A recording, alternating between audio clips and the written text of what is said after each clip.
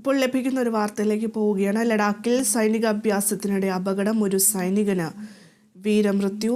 വാർത്തയുടെ വിശദാംശങ്ങൾ നൽകാൻ ആന്റണി ജിസ് ജോർജ് ചേരുന്നുണ്ട്. ആന്റണി, വളരെ ദുഃഖകരമായിട്ടുള്ളൊരു വാർത്ത തന്നെയാണ് ഇപ്പോൾ പുറത്തു വരുന്നത്. എന്തൊക്കെയാണ് വിശദാംശങ്ങൾ? എപ്പോഴായിരുന്നു സംഭവം? ഇന്ന് പുലർച്ചെ 3 മണിയോടുകൂടിയാണ് ഈ സംഭവം ഉണ്ടായതെന്നാണ് കരസേന അറിയിക്കുന്നത്. അതായത് ഈ സൈനിക അഭ്യാസം, അതായത് ഈ നദി മുറിച്ച് കടക്കുന്നത്, ടാങ്കുകൾ ഉപയോഗിച്ച് നദി മുറിച്ച് കടക്കുന്ന ഒരു പരിശീലനം നടക്കുകയായിരുന്നു. ഈ പരിശീലനത്തിനിടെ നദിയിൽ അപ്രതീക്ഷിതമായി ജലനിരപ്പ് ഉയരുകയും ഈ ടാങ്ക് ഒഴുകിപ്പോവുകയുമാണ് ചെയ്തത്. ഈ ടാങ്കിൽ ഉണ്ടായിരുന്നത് 5 പേരാണ്. ഒരു ജൂനിയർ കമാൻഡിംഗ് ഓഫീസർ അടക്കം 5 പേരാണ് ഈ ടാങ്കിൽ ഉണ്ടായിരുന്നത്. ഇതിൽ ഒരാളുടെ മൃതദേഹം കണ്ടെത്തിയിട്ടുണ്ട്.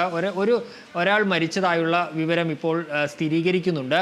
മറ്റ് 4 പേർക്കായുള്ള തിരച്ചിൽ ഇപ്പോഴും തുടരുകയാണ്. ലഡാക്കിലെ ദൗലത്ത് ഓൾഡിയിലാണ് ഈ അപകടം ഉണ്ടാകുന്നത്. അതായത് യഥാർത്ഥ നിയന്ത്രണ രേഖയ്ക്ക് സമീപമാണ് ഈ അപകടമുണ്ടായത്. അപകടത്തിൽപ്പെട്ടത് കരസേനയുടെ T-72 എന്ന മോഡൽ ടാങ്കാണ് എന്നുള്ളതാണ്. ഈ സംഭവം അല്ലെങ്കിൽ ഈ അപകടം നടന്ന സ്ഥലം എന്ന് പറയുന്നത് ലേയിൽ നിന്ന് 148 കിലോമീറ്റർ അകലെയാണ് എന്നുള്ളതാണ്. ഏതായാലും കൂടുതൽ വിവരങ്ങൾ, ഈ പ്രദേശത്ത് ദൃശ്യങ്ങളടക്കമുള്ള കാര്യങ്ങൾ ഇനി പുറത്തേക്ക് വരേണ്ടതുണ്ട്. അല്ലെങ്കിൽ കൂടുതൽ വിവരങ്ങൾ ഇപ്പോഴും ലഭ്യമല്ല എന്നുള്ളതാണ്. ഇന്ന് പുലർച്ചെ ഈ അപകടമുണ്ടായി.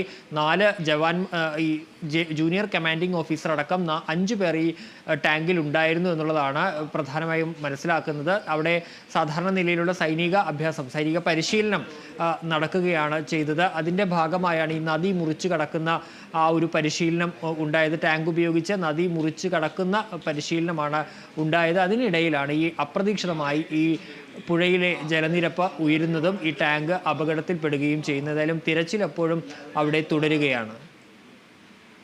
ശരി, ആന്റണി ജിസ് ജോർജ് ആണ് വിശദാംശങ്ങൾ നൽകിയത്. ലഡാക്കിലാണ് ഇപ്പോൾ അപകടം ഉണ്ടായത്. സൈനിക അഭ്യാസത്തിനിടെ ഇന്ന് പുലർച്ചെയായിരുന്നു അപകടം.